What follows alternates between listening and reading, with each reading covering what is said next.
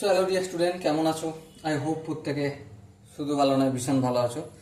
স্ক্রিনের ওপর একটা কোশ্চেন দেখা যাচ্ছে, এই কোশ্চেনটা আমরা মন দিয়ে পড়বো। কি বলেছে দেখো, একজন বিক্রেতা তার মালের ধার্য মূল্যের ওপর ক্রেতাকে 20% কমিশন দেয়। বেশ, বিক্রিত মাল 10% লাভ করে। যে বস্তুর ক্রয় মূল্য এক্স টাকা, তার ধার্য মূল্য হবে কত? দেখো, এখানে দুটো সিনারি হয়েছে। একটা হচ্ছে ক্রয় মূল্য, যেটা অলরেডি বইয়েতেই ধরে নিয়েছে এক্স, আর একটা হচ্ছে ধার্য মূল্য মানে এমআরপি। ঠিক আছে, এটা আমি ধরছি ওয়াই। বেশ, এবারে গল্পটা কি, যে ধার্য মূল্যের ওপর 20% ছাড় দিচ্ছে, কমিশন দিচ্ছে, মানে ছাড় দিচ্ছে। ঠিক আছে, তাহলে যদি ধার্য মূল্যের ওপর 20% ছাড় দেয়, তাহলে এমআরপির ওপর 20% ছাড় দিচ্ছে, তাহলে বিক্রিত দাম কত? বিক্রিত দাম সমান কত? ওয়াই মাইনাস ওয়াই এর 20%। এবারে এটাকে যোগ বিয়োগ করলে কি পাবো আমি? 80y/100। 80y/100টাকে আমি একটু কাজ টাজ করলে কি পাবো?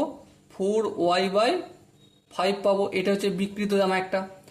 আবার এখানে দেখো, এই দামটায় বিক্রি করলেও মানে 20% কমিশন দিল, ক্রয় মূল্য যত তার থেকে 20% লাভ করব। তাহলে এখানেও বিক্রিত দাম পাবো একটা আমি। হ্যাঁ, বিক্রিত দাম কত?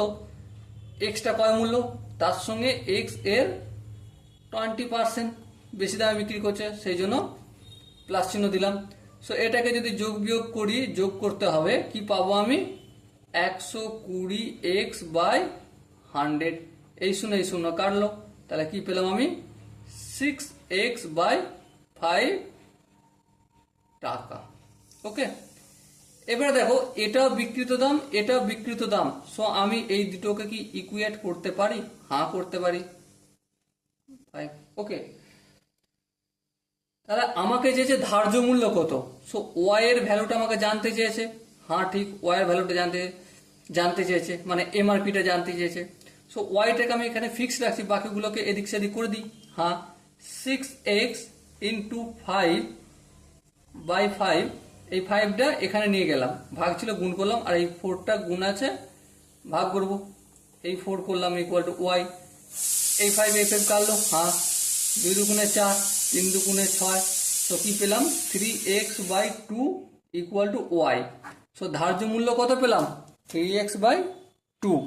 ওকে, আই হোপ আমি ছাড়া প্রত্যেকে বুঝতে পেরেছো।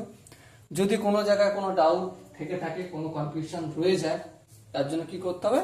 আর একবার ভিডিওটা দেখে কমেন্টে জানাতে হবে যে না, আমি এই জায়গাটা আদতেও বুঝতে পারিনি। ওকে, সো দেখা হচ্ছে এরকমই একটা সুন্দর সেশনে। ততক্ষণ পর্যন্ত ভালো থেকো, সুস্থ থেকো এবং জয় হিন্দ।